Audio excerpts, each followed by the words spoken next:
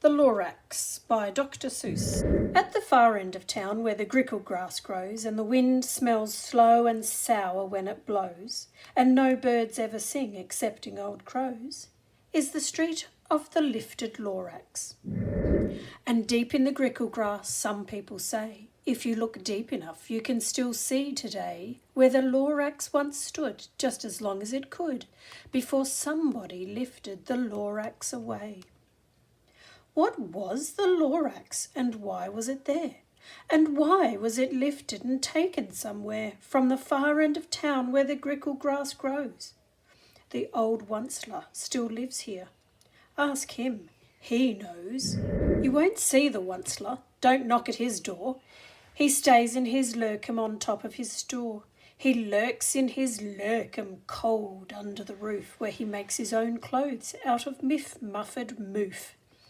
And on special dank midnights in August he peeks out of the shutters, and sometimes he speaks and tells how the Lorax was lifted away. He'll tell you perhaps, if you're willing to pay. On the end of a rope he lets down a tin pail, and you have to toss in 15 pence and a nail, and the shell of a great-great-great-grandfather snail. Then he pulls up the pail, makes a most careful count to see if you've paid him the proper amount. Then he hides what you paid him away in his snub, his secret strange hole in his grovulous glove. Then he grunts, I will call you by whisper my phone, for the secrets I tell are for your ears alone. Slop! Down slops the whisper-my-phone to your ear, and the old Onceler's whispers are not very clear, since they have to come down through a snurgily hose, and he sounds as if he had smallish bees up his nose. Now I tell you, he says with his teeth sounding grey, how the Lorax got lifted and taken away. It all started way back. Such a long, long time back. Way back in the days when the grass was still green and the pond was still wet and the clouds were still clean and the song of the swomy swans rang out in space. One morning I came to this glorious place, and I first saw the trees, the truffula trees, the bright-coloured tufts of the truffula trees, mile after mile in the fresh morning breeze. And under the trees I saw brown bar-bar-loots frisking about in their bar-bar-loot suits as they played in the shade and ate truffula fruits. From the ripulous pond came the comfortable sound of the humming fish humming while splashing around. But those trees, those truffula trees! All my life I'd been searching for trees such as these. The touch of their tufts was much softer than silk, and they had the sweet smell of fresh butterfly milk. I felt a great leaping of joy in my heart. I knew just what I'd do. I unloaded my cart. In no time at all I had built a small shop. Then I chopped down a truffula tree with one chop, and with great skilful skill and with great speedy speed I took the soft tuft, and I knitted a thneed. The instant I'd finished I heard a gazump. I looked. I saw something pop out of the stump of the tree I'd just chopped down. It was a sort of man. Describe him? That's hard. I don't know if I can.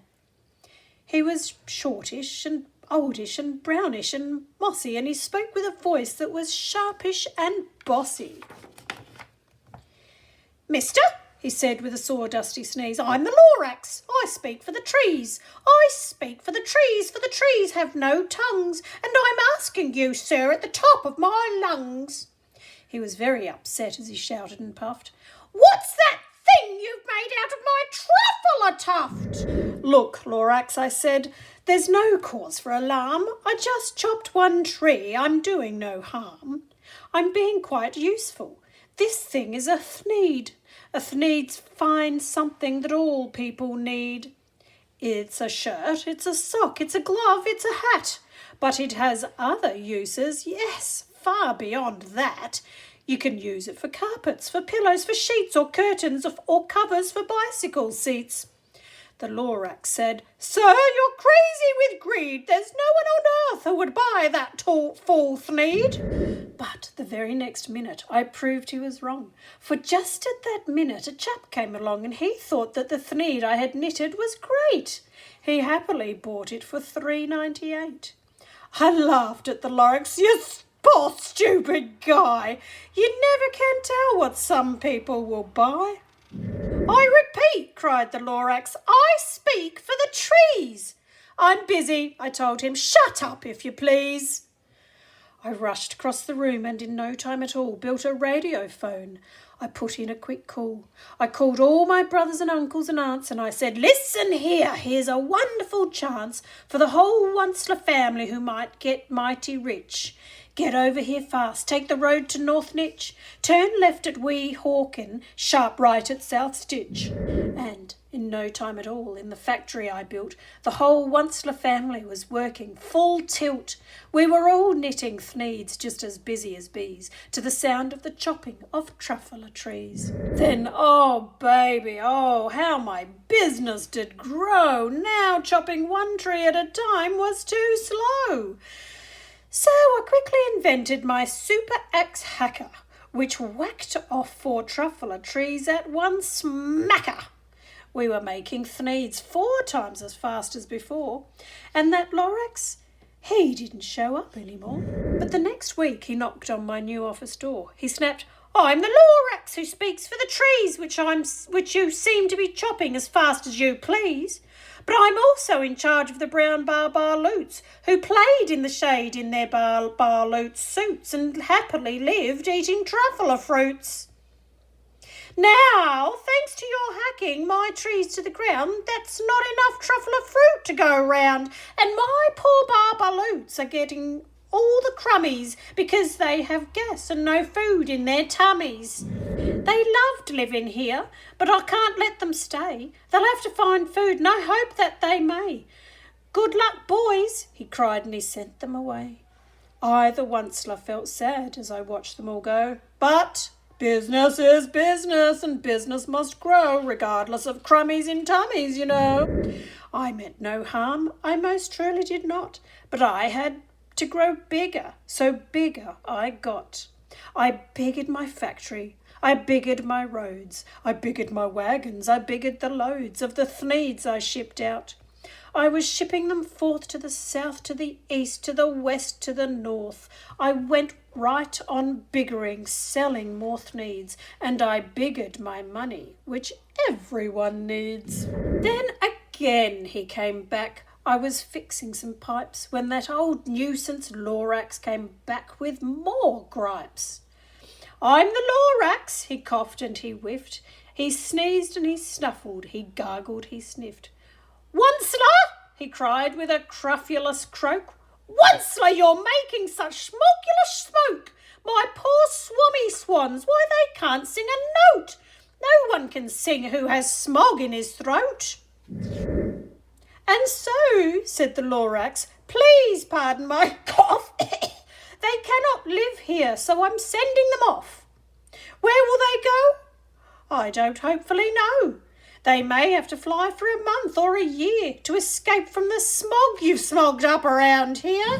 "What's more," snapped the Lorax, his dander was up, "let me say a few words about Cluppity-Clup. Your machine chugs on day and night without stop, making cluppity-clop. Also shaloppity-shlop. And what do you do with this leftover goo? I'll show you, you dirty old Onceler man, you. You're glumping the pond where the humming fish hummed. No more can they hum, for their gills are all gummed. So I'm sending them off. Oh, their future is dreary. They'll walk on their fins and get woefully weary in search of some water that isn't so smeary. I hear things are just as bad up in Lake Erie." And then I got mad. I got terribly mad. I yelled at the Lorax, "Now listen here, Dad. All you do is yap, yap and say bad, bad, bad. Well, I have my rights, sir, and I'm telling you, I intend to go on doing just what I do. And for your information, you Lorax, I'm figuring on biggering and biggering and biggering and biggering, turning more truffler trees into threeds which everyone needs." And at that very moment we heard a loud whack. From outside in the fields came a sickening smack of an axe on a tree. Then we heard the tree fall, the very last truffler tree of them all. No more trees, no more thneeds, no more work to be done. So in no time, my uncles and aunts and everyone all waved me goodbye. They jumped into my cars and drove away under the smoke-smuggered stars. Now all that was left neath the bad-smelling sky was my empty factory, the Lorax and I. The Lorax said nothing, just gave me a glance, just gave me a very sad, sad backward glance, as he lifted himself by the seat of his pants. And I'll never forget the grim look on his face when he hoisted himself and took leave of this place through a hole in the smog without leaving a trace. And all that the Lorax left here in this mess was a small pile of rocks with the one word, unless. Whatever that meant, well, I just couldn't guess. That was long, long ago, but each day since that day I've sat here and worried away. Through the years while my buildings have fallen apart, I've worried about it with all of my heart. But now, says the Onceler, now that you're here, the word of the Lorax seems perfectly clear. Unless someone like you cares a whole awful lot, nothing is going to get better. It's not. So, catch, calls the Onceler. He lets something fall. It's a truffler seed. It's the last one of all. You're in charge of the last of the truffler seeds, and truffler trees are what everyone needs. Plant a new truffler, treat it with care, give it clean water and feed it fresh air. Grow a forest, protect it from axes that hack. Then the Lorax and all of his friends may come back.